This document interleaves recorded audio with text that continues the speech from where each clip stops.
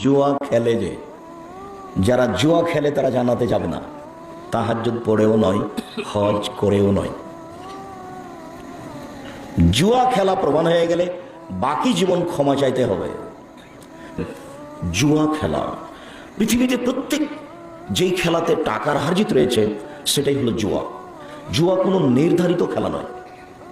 পৃথিবীতে যারা যেখানে যেই খেলা খেলে তাতে টাকার হারজিত রয়েছে সেটাই হলো জুয়া।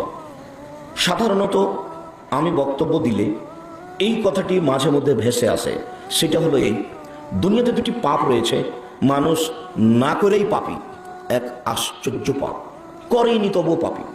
তার একটি হচ্ছে, কেউ যদি কাউকে বলে আসো জুয়া খেলি, খেলেইনি, বলেছে আসো জুয়া খেলি, তাহলে তাকে 10 জন ফকিরকে 1.25 কেজি করে চাউল দিতে হবে। আশ্চর্য পাপ, খেলেইনি, খালি বলেছে আসো খেলি, উকা মেরোকা, আসো আপনার সাথে আমি জুয়া খেলি, তাহলে তাকে কাফারা দিতে হবে। বললো কেন এই কথা? 12.5 কেজি চাউল জরিমানা দিতে হবে এই কথাটুকু বলার জন্য।